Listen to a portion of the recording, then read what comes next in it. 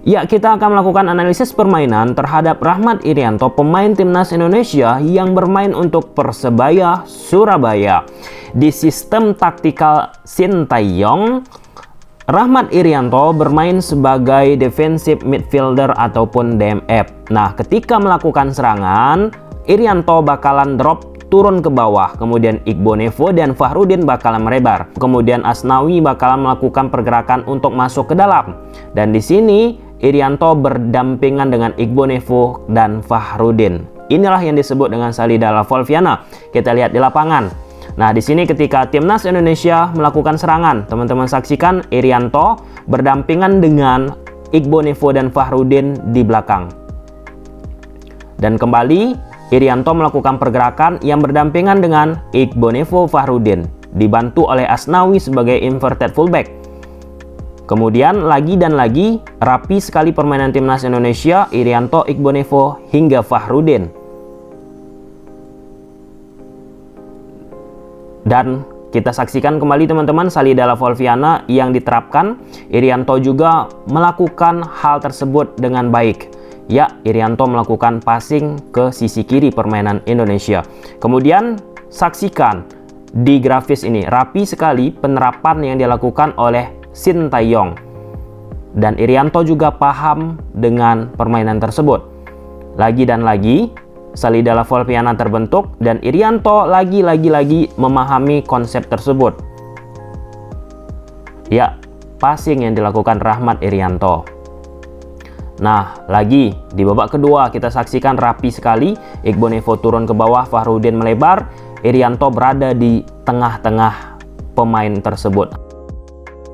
Nah, pada grafis ini pada saat Barcelona menghadapi Real Sociedad di babak kedua, Ronald Koeman menerapkan Salida Lavolviana. Kembali pada saat Barcelona ketika menghadapi Gimnastik di pramusim sebelum Liga Spanyol bergulir, Ronald Koeman kembali menerapkan Salida Lavolviana. Kemudian ketika Barcelona menghadapi Juventus, pada grafis ini Busquets sebagai double pivot. Secara perlahan-lahan Sergio Busquets bakalan mundur untuk mengisi ruang space antara Araujo dan Pique yang bakalan melebar. Kembali Barcelona menerapkan Salida Lavolviana, Ronald Koeman.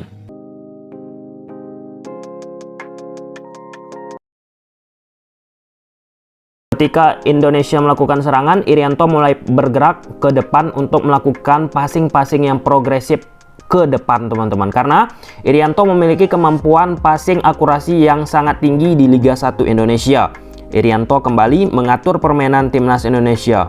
Ke kiri, ke kanan, dan Irianto kembali melakukan passing dan berbuah gol dari progresivitas yang dilakukan oleh Irianto dalam passing. Dan lagi STY memberikan instruksi ketika Irianto menguasai bola.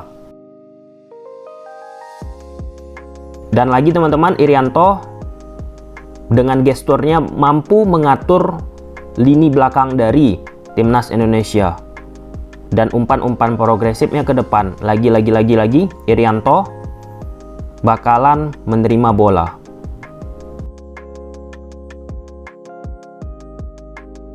Dan ini merupakan perbandingan akurasi passing dari beberapa pemain timnas Indonesia berdasarkan Liga 1. Dan di sini menunjukkan Irianto dengan passing akurasi 96%, Evan Dimas 86%, Asnawi 76% bersama Ansan di Liga Korea, dan Kamboya 91%. Dua pemain Persebaya dominasi cukup tinggi dari sisi akurasi passing.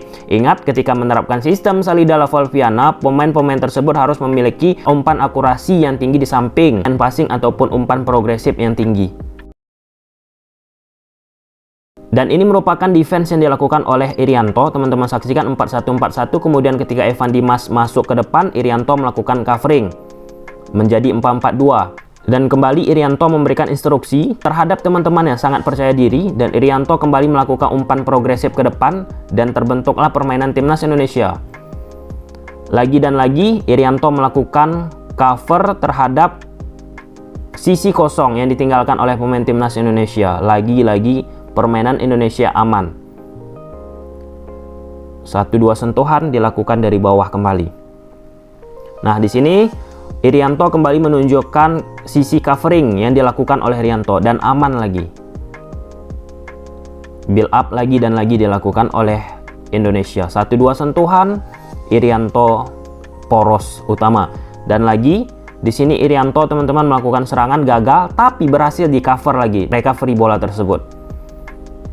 Dan ini proses gol dari Chinese Taipei. Irianto gagal menjaga Heng Pin. Dan ini menjadi PR untuk kedepannya bagi Irianto. Dan teman-teman saksikan dari data menunjukkan memang Irianto merupakan pemain dengan ball recovery tertinggi rata-rata, yaitu 4 kali dari Liga 1 Indonesia, sedangkan Evan Dimas 2 kali rata-rata per match, sedangkan Asnawi 2.4, Kambuaya 2.5. Teman-teman saksikan bahwa kombinasi yang sangat menarik ketika Irianto mampu memahami Salida Alvolviana didampingi oleh Asnawi yang masuk sebagai inverted fullback dan Kambuaya di lini tengah dari Indonesia yang memiliki rata-rata ball recovery yang cukup baik. Nah, ketika Indonesia melakukan dominasi yang tinggi, gagal serangan Indonesia, kemudian pemain timnas Indonesia memiliki ball recovery yang tinggi, ini bakalan menjadi keamanan yang cukup baik bagi timnas Indonesia untuk terus melakukan dominasi.